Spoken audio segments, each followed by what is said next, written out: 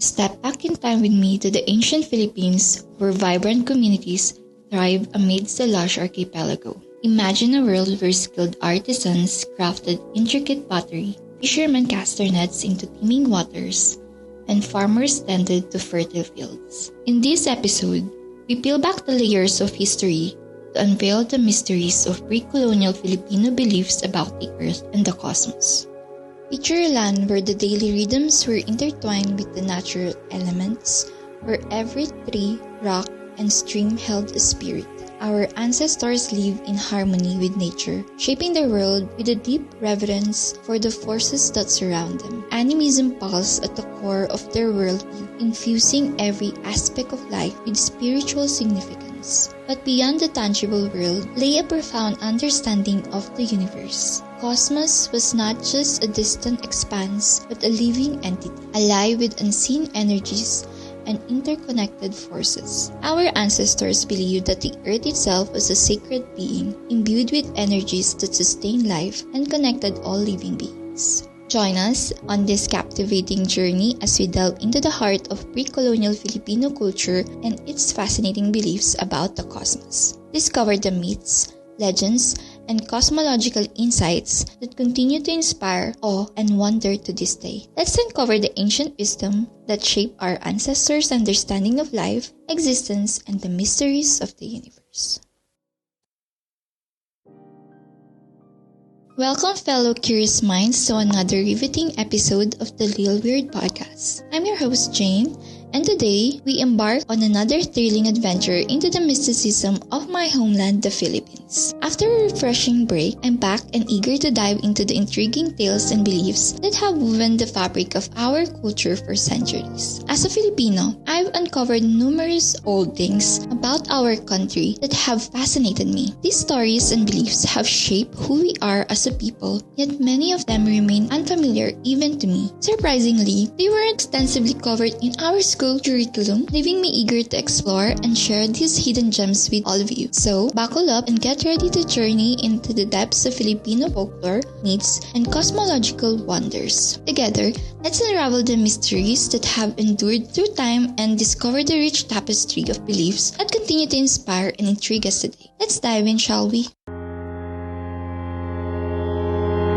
Before the Spanish conquistadors arrived in the 16th century, the Philippines was a vibrant archipelago teeming with diverse societies and cultures. As a society, the Philippines was not a unified nation but rather a tapestry of over 100 distinct ethno-linguistic groups. Each group had its own unique social structure, laws, and customs. Some lived in complex chiefdoms, while others had simpler, more egalitarian societies. In terms of religion and beliefs, there was a rich diversity among ethnicities. However, the dominant belief system centered around animism. Filipinos worship a pantheon of spirits known as anitos, believed to reside in nature alongside a supreme god named Bathala, credited with creating the world. Ancestral veneration was prevalent, showcasing a deep respect for ancestors and a belief in the spirit's ability to influence the living. Filipinos held a profound reverence for the sky, believing in a sky world inhabited by celestial beings. The Filipino from before believed that the earth was once an empty land. However, it was discovered by the sky people who went down and started settling on it. There are many stories that tell how the earth was discovered by the sky people. One of these is a story about the hole in the sky. One of the most interesting stories I read that talks about it was a Visayan myth. Once, there lived a skilled hunter named Okunirot. One day, he aimed his bow with such a precision that his arrow pierced a bird's body and continued through, embedding itself deep into the ground. As Okunirot retrieved his arrow, a remarkable event unfolded. The force of the arrow's impact created a hole in the sky floor. Peering through this newfound opening, Okunirot beheld the breathtaking beauty of the green earth and shimmering waters below. Enthralled by the extraordinary insight, Okunirot summoned his friends to witness the spectacle. Together, they plucked the feathers from the bird and ingeniously fashioned a rope. This rope became a lifeline for heavenly inhabitants who eagerly descended to explore the earthly realm. However, not all made it through unscathed. a big woman became ensnared in the hole in the sky, forever transforming into the radiant presence we now know as the moon. In ancient times, people thought of the earth as flat. Take note that when they talk about the earth or the world, they often meant their own familiar place, island, or native soil. A myth from the Cordillera region tells of forests on earth that seemed emptier than before, as many animals had supposedly gone beyond, falling into a great pit at the world's end. Now, let's dive into the beliefs of specific tribes. The Ifugao people, for instance, envisioned the universe as a globe. They imagined slicing it horizontally like a salami with the earth world at the center. They called it the middle world, the widest in circumference. The layers of the sky world and the underworld grew smaller as they moved towards the highest point, or the zenith, and lowest point, or the nadir, of this celestial globe. In Kalinga mythology, the universe resembled a large plate with a smaller dome or hemisphere resting on it. The plate represented the earth, while the dome was the sky's cupola. Interestingly, the Kalinga imagined the sky cupola didn't meet the earth exactly at its edge. It was smaller than the plate and not transparent but solid. They believed its rim, about 3 meters thick, lifted daily on the eastern side. They thought that a nimble person could reach the edge of the earth beyond the sky's cupola and easily access the sky world. Moving on to the beliefs of the Bukidnon people, they picture the earth as a saucer, with the sky taking the same shape but with its concavity facing towards the earth. The Magbabaya, or gods of the universe, live where these concavities meet, adding a unique dimension to their cosmological beliefs. The height and distance of the sky hold deep significance for religious people, symbolizing the majesty and power of the supreme lords.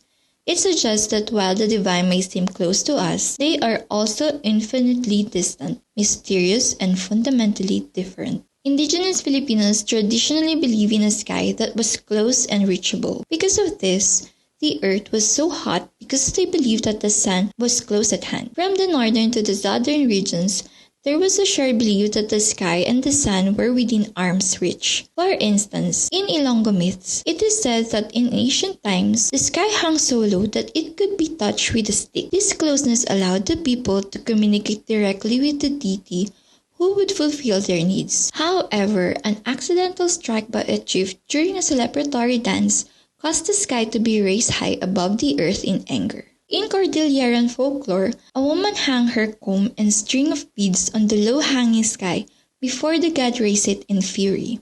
The comb became the moon, and the scattered beads turned into stars. Similarly, the Ilocanos shared a myth about Angalo, a giant who lifted the sky with his bare hands. In our exploration of ancient Filipino beliefs, we've delved into how civilizations view the earth as flat, yet filled with layers of mystical understanding. From the discovery of an empty earth by sky-dwelling beings to the intricate layers of the universe, our journey have unveiled a tapestry of cosmological beliefs that shape their worldview. Now, let's venture deeper into the realm of divine connections and sacred landscapes. We'll uncover the rich mythology surrounding gods and goddesses, the significance of sacred mountains, and even explore the Filipino interpretation of mythical realms akin to Mount Olympus. Join us as we unravel the intricate threads that once bound humans and deities, and eventually discover how the mortal realm was separated from the gods and goddesses. Remarkably, cultures worldwide, including various tribes in the Philippines, retain myths and legends that recall a time when mortals and gods were intimately connected. This echoes beliefs found in ancient Greek and Egyptian mythology where the sky was seen accessible. This concept aligns closely with the beliefs held in the Philippines. The belief in a close connection between earth and the sky was pervasive, with many stories recounting how mortals could reach the sky world. One such tale from Misamis Oriental describes how people could ascend to the sky from the top of a tall tree, granting them direct communication with the deity whenever they desire. Additionally, there are stories of gods who, with the ascent and descent of mortals they favored, would let down a vine, a rope, or a rattan basket to bring them up the sky. In Ifugao folklore, Siblings would occasionally visit the sky world to consult Lumawig, the god, about their troubles, showcasing the accessibility of the celestial world. Access to the sky world was not limited to climbing. It could also be achieved through the aid of divine tools. Maranao shields, Subanon handkerchiefs, or even heavenly spaceships were believed to facilitate the journey to the sky. The Tinggian people, residing on the western side of the Cordilleras and closely related to the Ilocanos, were renowned for their imaginative tales. They have their own flood myth, and they are known for blankets decorated with concentric circles and horses. In the Bukidnon culture, the Salimbal, a spirit boat, was said to transport Agu's people between the sky and earth without the need for death. Similarly, among the Manobo, a staircase built by the deity allowed earthlings to climb to the sky. The deity even provided food on some rungs to ensure their sustenance during the ascent. However, this connection with the deity had an unexpected turn. In one account, a climber named Buhak defiled the sacred stairs, leading to their disappearance and marking a disappointing turn in the narrative. These tales illustrate the rich diversity of beliefs and the creative imagination of pre-colonial Filipino cultures regarding the connection between earth and the sky. The Philippines harbors its own version of Mount Olympus, akin to Greek mythology, where the tallest peaks are revered as sacred realms housing gods and goddesses. Intriguingly, ancient Filipino beliefs intertwine with practical considerations, leading to the burial of the deceased on high mountains, believed to provide a cool and comforting resting place. Among the Tagalog people, there was a profound understanding that the sky, where the supreme deity Bathala resided alone, was inaccessible to mortals. This belief resonated in various sacred mountains across Luzon. For instance, Mount Arayat was regarded as the abode of the Pampanga deity Suku, while Mount Makiling was home to a fair goddess known for her dual nature of kindness and wrath. Volcanoes, with their immense craters, were seen as portals to the underworld, offering an easy passage to the realm below. In the southern Tagalog region, Mount Panahaw stood tall as center of religious cults due to its height and perceived spiritual significance. Meanwhile, atop Mount Apo resided the powerful deity Mandarangan, who was believed to bless offerings with sound health, valor in war, and success in endeavors.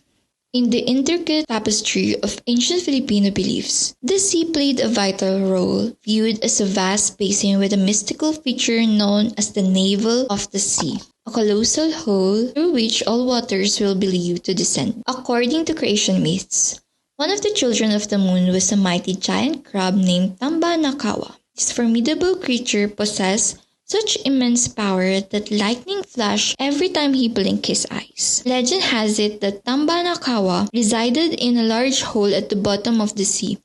His presence in the hole marked the tide's movements. When he retreated into the depths, high tide prevailed, and when he emerged, the waters receded, causing low tide. Interestingly, if the giant crab remained in the underwater abode for an extended period, a great flood would cover the earth. According to these tales, the coexistence of mortals and gods during the ancient times was indeed fascinating. However, a question lingers. Why did the gods depart from the mortal world, leaving the earth and its people behind? A Kalingan story shed a light on this departure, recounting how the creator god once dwelled near the river in Buntok, residing in a stone house with his household and animals. Yet, due to disappointing events involving mortals, a reef formed, leading to the gods' decision to part ways from humanity. These tales also speak of enchanting nights when melodious music emanated from the god's house, captivating the people's hearts. They constructed scaffolds around the stone house, eagerly listening to the sweet tunes of bamboo harps, long flutes, and other native instruments, especially under the moon's glow. The bond between gods and men, though initially distant, endured for a time. However, a turning point came on a fateful night when a disrespectful remark shattered the harmony. Offended by a rascal's crude words, the gods fell into silence, eventually deciding to depart. They offered for the second chance though, but with a condition. The people were specifically instructed not to place live alilong fish into their mouths while fishing near the god's house and to cover themselves upon surfacing. However, when the men dove into the river to catch fish, they would place some of their catch in their mouths to minimize their coming in and out of the water. Additionally, they would remove their G-strings. It's important to note that this was not considered indecent behavior by the people, but it was perceived as offensive to the gods. So, their disobedience prevailed. Ignoring instructions led to the gods' departure, sealing their house into an impenetrable stone. The consequences were profound. Without the gods' presence, the world experienced drastic changes, disease, death, and diminished harvests, marking a stark shift from the once harmonious relationship between mortals and the divine beings. As we reach the end of this enlightening episode, we've journeyed through the intricate tapestry of ancient Filipino beliefs, unraveling myths and legends that offer insights into a world rich with spirituality and cultural heritage. We've explored the depths of how ancient Filipinos perceive the earth and the cosmos, their connections with gods and goddesses, from harmonious coexistence to eventual rifts and departures, and the profound impact of their beliefs on daily life. In our next episode, we will delve even deeper into the native Filipino perspective on the soul, exploring their beliefs and traditions surrounding departed souls and the mystical realm of the underworld. Join us as we uncover the fascinating lore and rituals that continue to shape Filipino culture and identity. If you've enjoyed this exploration into the mysteries of pre-colonial Philippines, don't forget to subscribe to Lil Weird Podcast for more fascinating episodes. You can also share your thoughts, stories, or ideas with me. Until next time, remember to embrace the strange, question the ordinary, and keep exploring. Stay weird, stay curious, and stay tuned for more on Lil Weird Podcast. Thanks for listening.